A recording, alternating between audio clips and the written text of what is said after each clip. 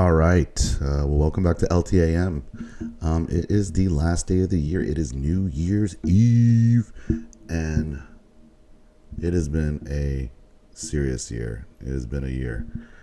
I hope everybody takes time to contemplate on what they've done throughout the year, what they've learned throughout the year, and take it into 2023 and apply all the new knowledge they attained.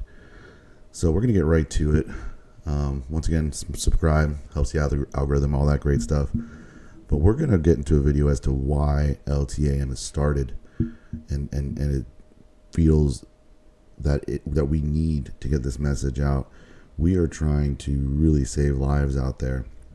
And unfortunately, it seems like men are just under attack. 132 men a day are, self-deleting, as they say in this video. And on New Year's Eve is one of those big days. A lot of fathers that are being, unable to see their children due to their exes, creating hoops for them to jump through. People having financial issues, family issues, all these different kinds of things. So first off, we want to let you know that LTAM is here to support you. We want you to start commenting. We want you to be part of the family here. So we're all a big family here at LTAM, and you're definitely invited. Okay, so we're just gonna get right to it. With that in mind, I'm gonna let a lot of this just run because it's shocking. It is absolutely shocking what you're gonna learn in this video, and it has some of the heaviest hitters of all time. Some of the creators of the way of thinking, Rollo Tomassi. Then you got the Fresh and Fit homies out there in Miami, and we're up here in Orlando, so we're closing the gap. My friend, we're closing the gap. We're gonna help more and more people. So with that in mind, let's go ahead and get into it here. So Fresh and Fit podcast, one of the most popular podcasts out there. Everybody said they couldn't do it. Now they're just dominating the scene. So let's take a look at what they have to say. If you can see in the top here what it says, right? Sounds pretty crazy. At Disney, right? Well, let's take a look. Let's dive right in. And we are live. What's up, guys? Welcome to the Fresh Fit Podcast, man. I'm John Rollo Tomassi and Marco Sartain. Yes, sir. I'd like to talk about a very important topic, might save your life. Let's get into it. Let's go.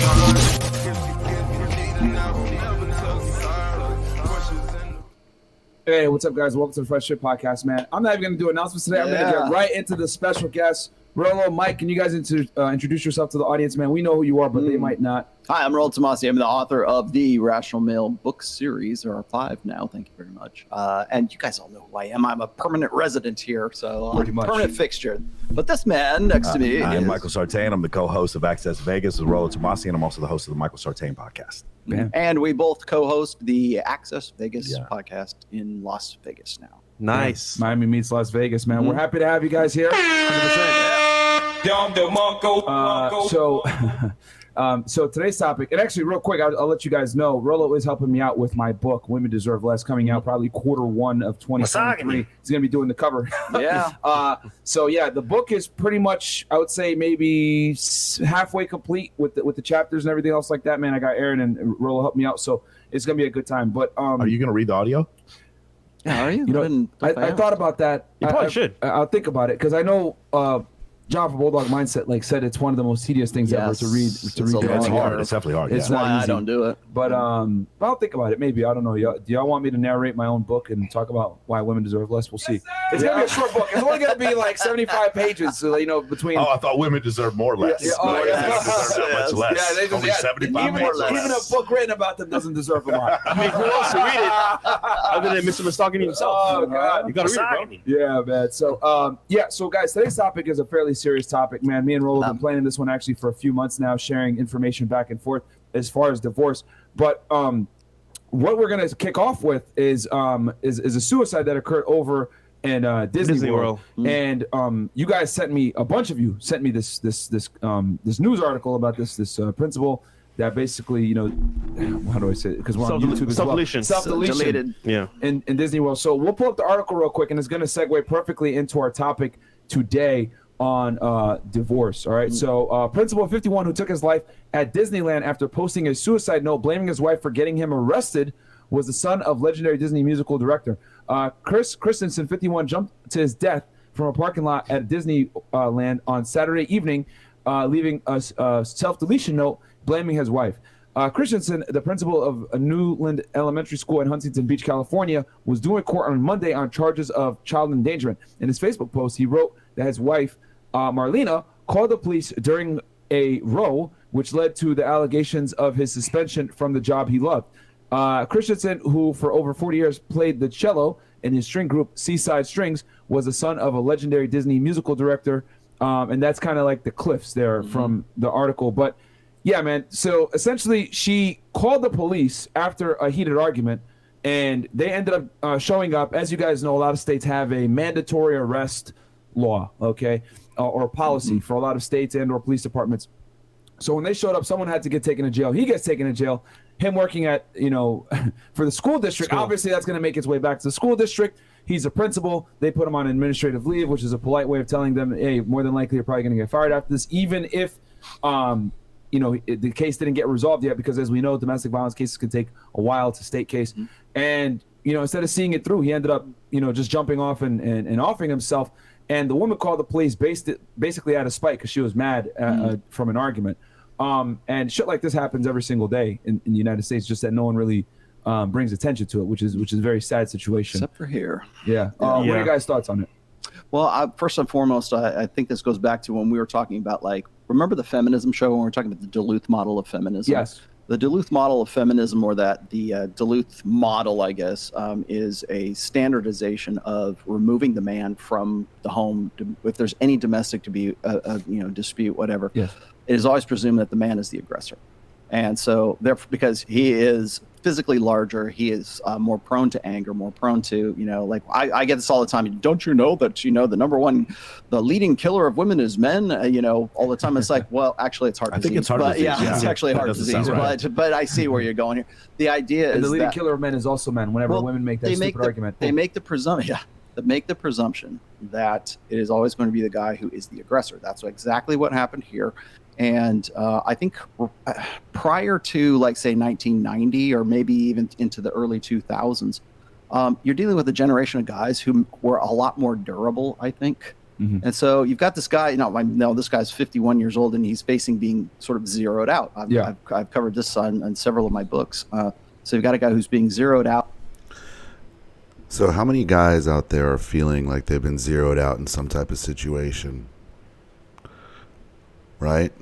Zeroed out from being a dad, zeroed out from speaking up, zeroed out because you said how you felt, zeroed out because someone was just upset that day and just wanted to cancel you completely just because you had an opinion or society says something crazy like this. But let's keep going. Let's dive a little deeper and find out. By his wife and probably staring down the possibility of not seeing his kids anymore. And God knows what the guy's sort of emotional investment is in his own family. I always I get questions when I talk about being zeroed out, like, oh, well, is it because he lost his job? Is it because he lost his money or something? It's not always that. The guys can be like, if you take a guy who's like Anthony Bourdain, for example, Anthony Bourdain was on top of his game. He had a lot of money. He had the fame and everything else. He was just had this blue pill mindset. And then when Asia Argento started, and by the way, new data, new evidence has come to light in the Asia Argento thing that's been going on recently, that she was the catalyst for him to.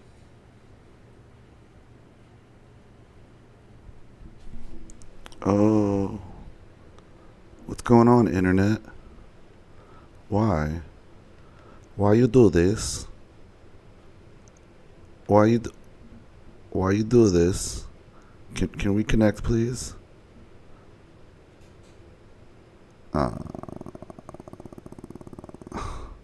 Looks like we're being zeroed out right now, so that's poopy.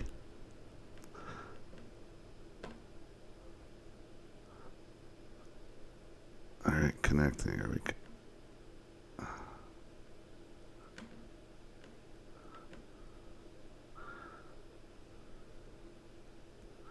All right, I think we're back out here. We'll see. Can't connect to that one. Okay.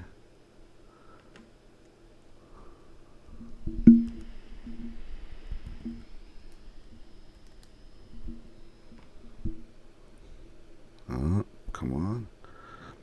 Might have to reroute this internet. No. We're back.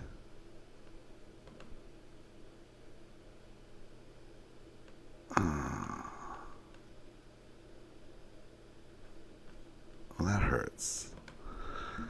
Maybe I got too much open. Take a guy who's like Anthony Bourdain, for example. Anthony Bourdain was on top of his game. He had a lot of money. He had the fame and everything else. He was just had this blue pill mindset. And then when Asia Argento started, and by the way, new data, new evidence has come to light in the Asia Argento thing that's been going on recently, that she was the catalyst for him to want to kill himself. And so if you go back to those articles back in, I want to say it was 2018 or about when Anthony Bourdain self-deleted, the first thing out of anyone's mouth was to like say, oh, it wasn't Asia's fault. It wasn't Asia's fault. Don't blame Asia. He took Xanax. He had depression. He had something, it was anything else. And now there's there's a documentary or something that was on Anthony Bourdain's life, and they're saying that she was the catalyst for him wanting to delete himself. He was very much wore his emotions on his sleeve, very much a blue pill alpha who had everything a lot going for him, but except for the things that he really wanted. And in this case, he wanted a loving, devoted, wife that's going to have his back. And he was certainly he didn't get it with his first wife. And then he wasn't getting it certainly with Asia Argento as well. And so you've got guys who have a lot of money, but they are still zeroed out emotionally. So there's can you define zeroed out for some people that might not be? It's funny because you could have everything. You could even provide everything nowadays, and it seems like it's never enough. Like I got personal stories where, guys owning a business, living close to the beach, has his kids, has his wife doesn't work, doesn't commit, doesn't cheat, is working his butt off. He's honest. He's doing things for the community. He's a good father. He doesn't do any physical abuse or anything like that. Kind of like the model father, the model dad.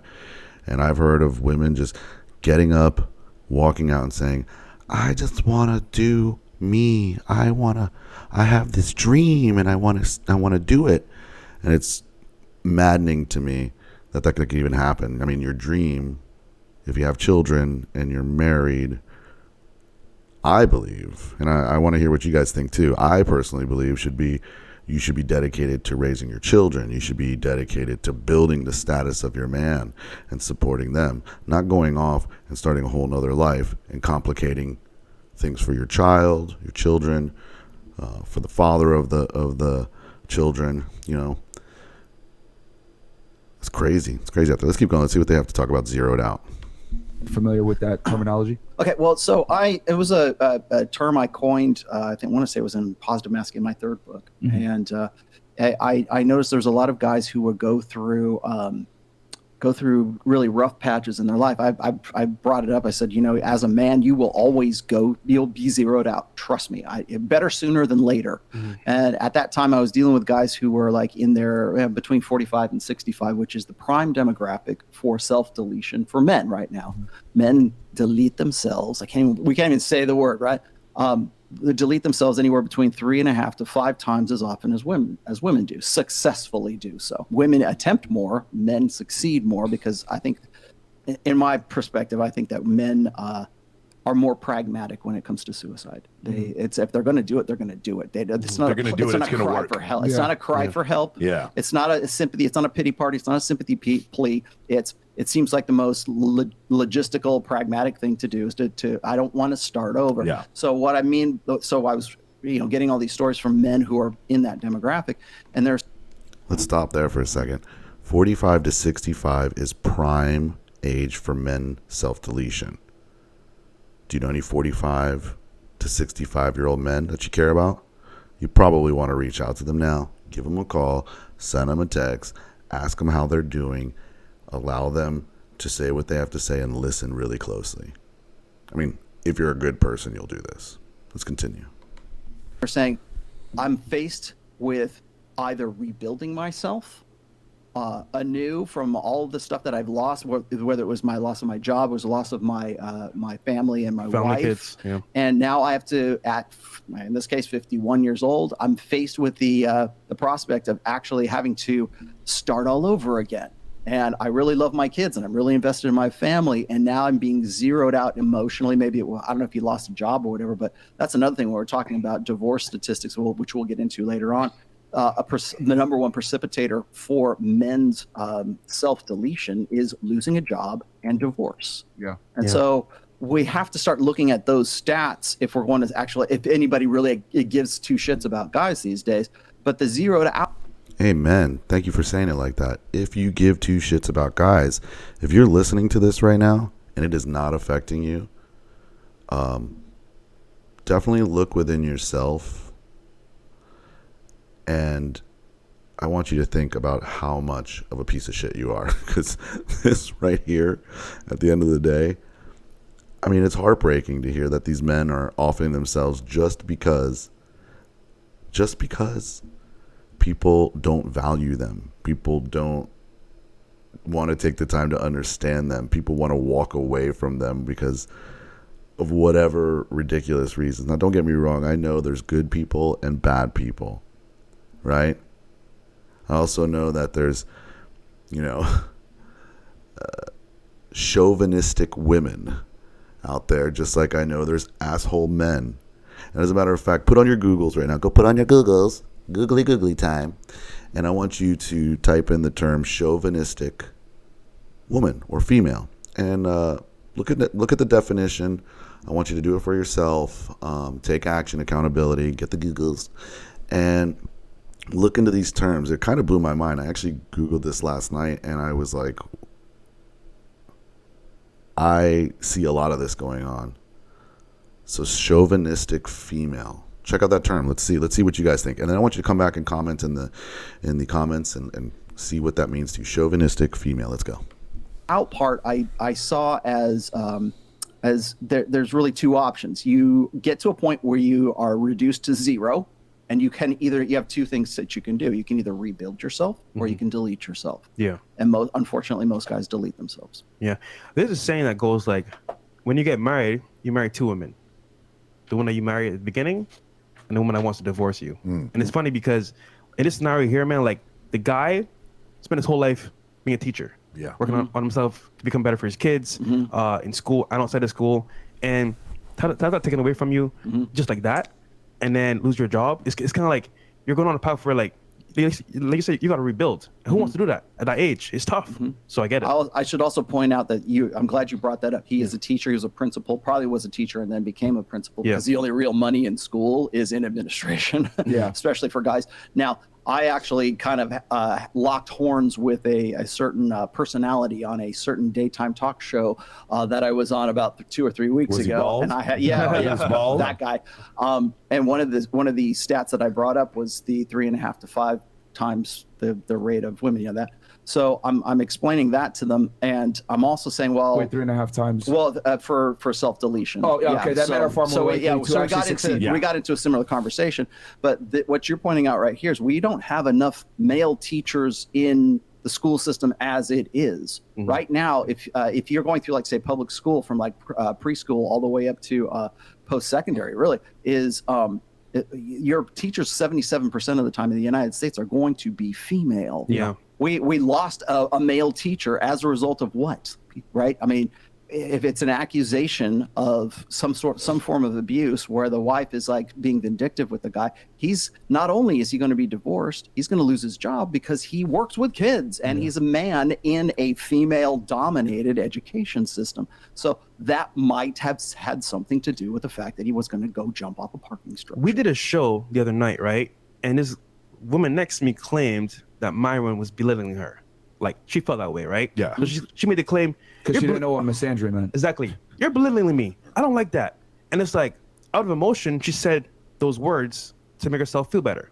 And it's funny because she didn't think to see how people would perceive that on the show looking into it. Likewise, in marriage or, for example, relationships, the person that's in an emotional state, the woman, of course, she'll do things out of spite, out of like emotion.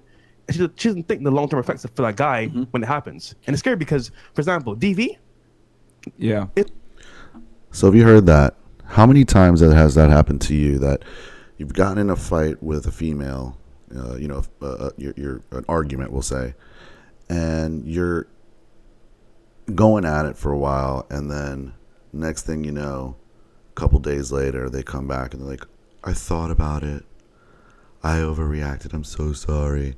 And then they continue this vicious cycle. Just comment below. I know I've experienced that a lot, probably with every encounter with every woman that I've been able to encounter. And there's always this emotional, irrational moment where they make a decision and it's not the right one, and it really messes things up. And then the blame is kind of shifted onto the male, who is the more rational, logical thinker. And it drives us nuts, as you can imagine, because you can see people are self-deleting themselves because they're being put in these positions with no proof, no evidence, nothing, right? And their entire life's condemned just because someone said something. But when we say something, nobody's even listening, so people are doing the self-deleting. So just comment below. Let me know if you've had if you had that kind of experience. If whatever your thoughts are on it. LTAM is open to all points. Let's go. It's a wrap. Yep. Just like this woman here. She called the police like, oh, yeah, I'm going to, get him. And then she didn't realize, oh, listen, stupid. Now you hurt his career, hurt his job, his ability to earn income. Father of your kids. Yeah. And then he jumped off because you wanted to, stick it to him and call the police. And, I've always. There's an add-on story here. It says the principal's daughter claims it was his wife who was abusive. Wow. You don't want to hear that because do you guys realize for every time you see this, there's a number of times where they're being extorted and you never see this. Yeah. So I don't know if you guys know about this, a kind of a different example, but the Kelsey Turner situation, the playmate who was extorting a child psychologist who was a sugar daddy and said, I'm going to tell these people you were inappropriate with these kids. Well, he had no choice. He had to keep paying her because once that accusation came out, he's a child psychologist. His practice is done. He shows up to her house and her boyfriend murders him because he decided to stop paying her, and they took the car out by Lake Las Vegas and just left it out there and tried to burn the car. That's a situation like this. So he had a sugar baby. Yes. He wasn't paying her. He gave her $300,000 initially, and her mom, right? And then after that happened, to keep quiet or just no. Initially, he was just tricking off. After a while, he's like, I don't want to do this anymore. Yeah. He got advice from other people, and then stop simping. Stop simping, and then all of a sudden, she says, no, I'm going to tell people you were inappropriate with you. Guys, stop simping, start pimping. Because he's here with that. Just because he was lonely, he started paying for some. No. I understand that that's an option out there, but don't do that. Look at the situation he got in from simping, right? We'll explain simping if you don't know what that is on other videos, but yeah, go. these kids. You better keep paying. You better keep paying. And that's what he was stuck at that point. So you have to understand, for every time you hear this, it's like, I'm going to call the cops. There's probably 50 or 100 times that happens. And that is a form of extortion. Like, hey, if you do this, this is going to ruin my life. So I know you can't do this. And by the way, it happens both ways. You see this sometimes where a guy's like, I'm going to tell the judge that you strip or something like that. Parents use this against each other when they're leaving, and they use this to fight over the kids. But yeah, this is a really tough situation. And the other thing that I was bringing up is, as far as the daughter saying that she was abusive. You guys remember another case like this with Courtney Taylor? Right, where the story was that Courtney Taylor's boyfriend was the Nigerian guy was abusive to Courtney Taylor. Yeah, but of course everyone AKA saw. Courtney Clenny, guys. That's the OnlyFans girl that stabbed her guy here in Miami right in the chest and killed him. Yeah, that's who he's referring to. If you guys, because some people might know her by her stage name. I think Courtney Clenny or something like that. But or is it Courtney Taylor? Courtney Taylor. It's Tailor. Her government is Courtney Clenny. Sorry, one of the two. It is. But sorry, go ahead. Yeah. Continue. So she stabbed. I believe it was in the shoulder. Got her like in this artery right here, and ends up killing him. Subclavian artery. Yeah, and then she's at a bar the next day with blood, and then she's just drinking, and then there's I believe on her OnlyFans she posts a video of the blood all over her. What? Did she? Someone posted a video of the blood where she had the blood all over her and she was being arrested. There's a video of her being. Wow,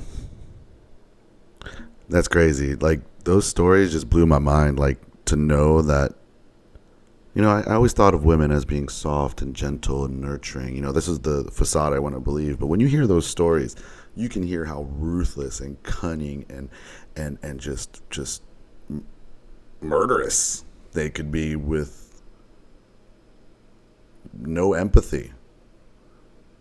We're gonna do a couple videos on narcissism here in the future, and it's very interesting what we find out when we go over the 9 traits of narcissism. And we do a comparison between men and women and who and what, you know, which sex actually holds more of those just in general. And I think that's going to be interesting. But, geez Louise, this is shocking stuff. And we needed to let it, you know, I was going to do another reaction. As you can see, I'm just waking up and getting it done today. But when I saw this, I said, listen, this needs to be shared because this is why LTAM is here. We want people to stop self-deleting themselves. We want them to know that they're understood.